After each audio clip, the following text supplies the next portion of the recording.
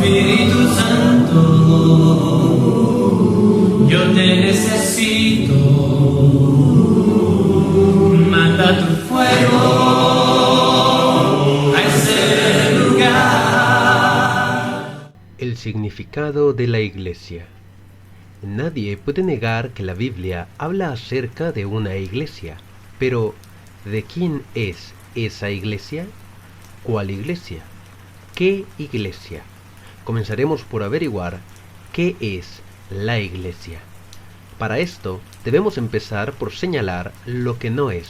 La iglesia, tal como se le presenta en la Biblia, no es una denominación, ni una mezcla de muchas denominaciones. Mucho menos es una secta. No es una organización política o simplemente una organización social. La iglesia no es un edificio material para reunirse como se suele creer al llamar iglesia a un edificio local.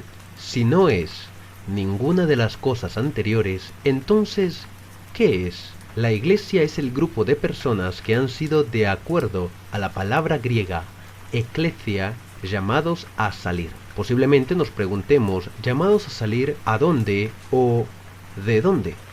Se trata de los que han sido llamados a salir del mundo, para entrar al reino del amado Hijo de Dios. Colosenses capítulo 1, versículo 13, nos dice que el Padre nos ha librado de la potestad de las tinieblas y trasladado al reino de su amado Hijo.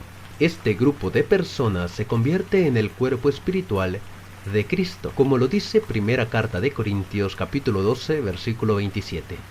Vosotros, pues, sois el cuerpo de Cristo, y miembros cada uno en particular. La iglesia está conformada por los que han obedecido a Cristo. Hebreos capítulo 5, versículo 8 al 9, nos dice que, aunque era hijo, por lo que padeció, aprendió la obediencia, y habiendo sido perfeccionado, vino a ser el autor de eterna salvación para todos los que le obedecen. Por lo tanto, son salvados por él y añadidos a su iglesia.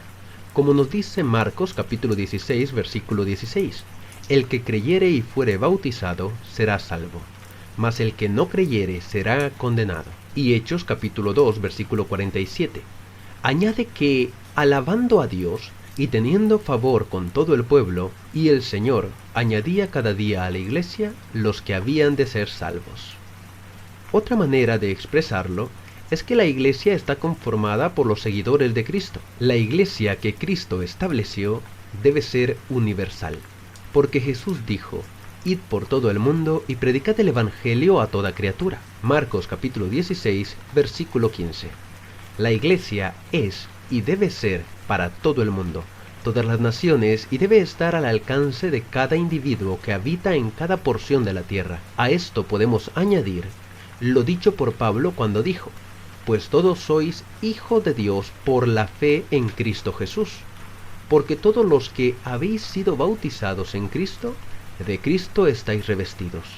Ya no hay judío ni griego, no hay esclavo ni libre, no hay varón ni mujer, porque todos vosotros sois uno en Cristo Jesús. Y si vosotros sois de Cristo, ciertamente linaje de Abraham sois, y herederos según la promesa. Gálatas capítulo 3, versículo 26 al 29. Es decir, que la iglesia es y debe ser universal al encontrarse abierta a todas las naciones, a todas las clases sociales, y tanto a hombres como mujeres, al hacer a todos los creyentes parte de la promesa dada a Abraham. También debe ser restauradora, ya que su labor en la tierra es transformar lo que se había perdido. Jesús dijo acerca de su misión en la tierra, porque el Hijo del Hombre vino a buscar y a salvar lo que se había perdido. Lucas capítulo 19, versículo 10. La iglesia, al ser imitadora de Cristo, debe llevar consigo esta misma misión.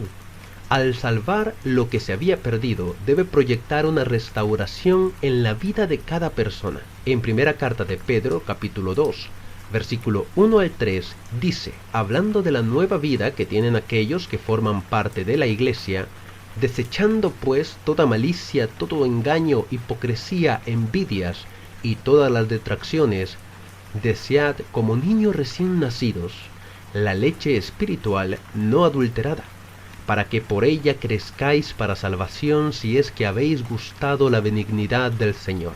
Todo aquello que es corrupto debe ser cambiado y desechado por la Iglesia, cambiando lo inmoral por moral, la injusticia por justicia, la vergüenza por honor, en la vida de aquellos que son parte de ese nuevo pueblo. Además, debe ser evangelística, en el sentido de llevar consigo el Evangelio de Cristo, como se dice en la Gran Comisión de Marcos capítulo 16, versículo 15, al invitar a los discípulos a predicar el Evangelio de Cristo.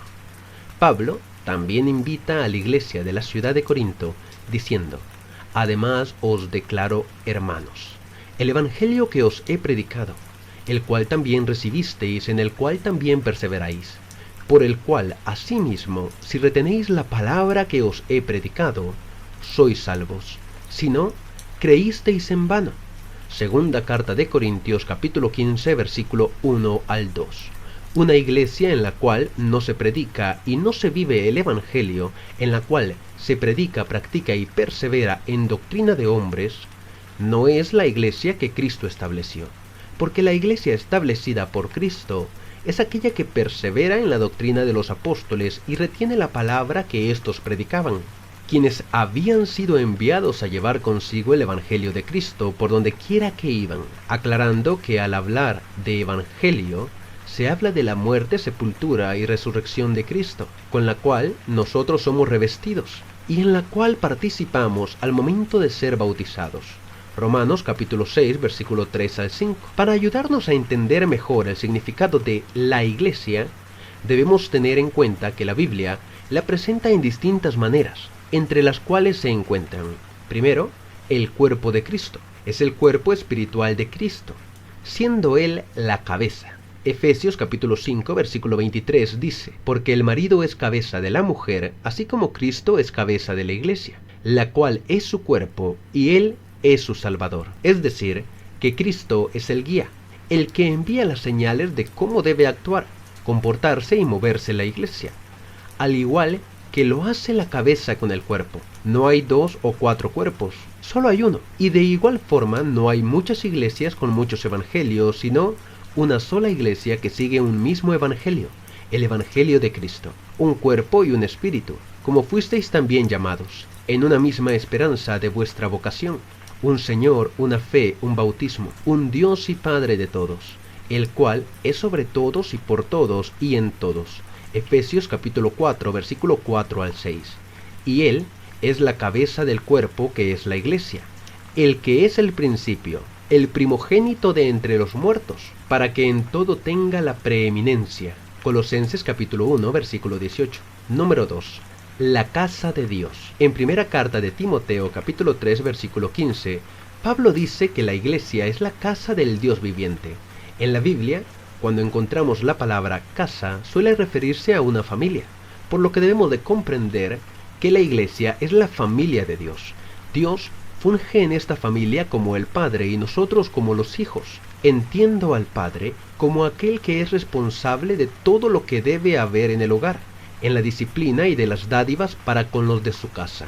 En Gálatas capítulo 3, versículo 26 al 27 se nos dice: pues todos sois hijos de Dios por la fe en Cristo Jesús, porque todos los que habéis sido bautizados en Cristo, de Cristo estáis revestidos. Es decir, todos aquellos que fueron lavados en las aguas bautismales por su fe en Cristo han sido adoptados como hijos por Dios y vienen a ser parte de la familia de Él. Número 3. El reino de Dios. La palabra reino sugiere la existencia de un rey, así como la democracia necesita de un gobernante, ya sea un presidente u otro, o los imperios de un emperador. Apocalipsis capítulo 3, versículo 21 nos dice: al que venciere le daré que se siente conmigo en mi trono, así como yo he vencido, y me he sentado con mi Padre en su trono. Es decir, Jesús, después de su resurrección, se sentó junto a Dios en el trono celestial, y en el capítulo 17, versículo 14 de Apocalipsis, se nos dice que Él es Señor de señores y Rey de reyes. Cristo posee un reino que ya existe, pero nadie puede ser rey sin súbditos. Segunda carta de Pedro, capítulo 2, versículo 10 al 11, nos dice que aquellos que se esfuercen en perseverar en lo que han creído para no caer, a estos se les abrirán las puertas de los cielos. A estos mismos Pablo llama conciudadanos en Efesios capítulo 2. Es decir, los súbditos del rey son aquellos que forman parte de la iglesia, al permanecer en el Evangelio de Cristo. Y número 4. La viña del Señor. Otra de las figuras en la cual se presenta a la iglesia es como una viña. Cristo es la vid y los seguidores los pámpanos, es decir, las ramas. Juan capítulo 15, versículo 1 al 8. La idea es que cada uno de los miembros de la iglesia deben de dar frutos espirituales al ser parte de Cristo. Frutos que Pablo enlista al decir, mas el fruto del Espíritu es amor, gozo, paz, paciencia, benignidad, bondad, fe, mansedumbre, templanza. Contra tales cosas no hay ley. Gálatas capítulo 5, versículo 22 al 23. De esta forma, un tanto larga para algunos, pero muy resumida para todo lo que podríamos decir, dejamos definido lo que es la iglesia que Cristo estableció. Espíritu Santo.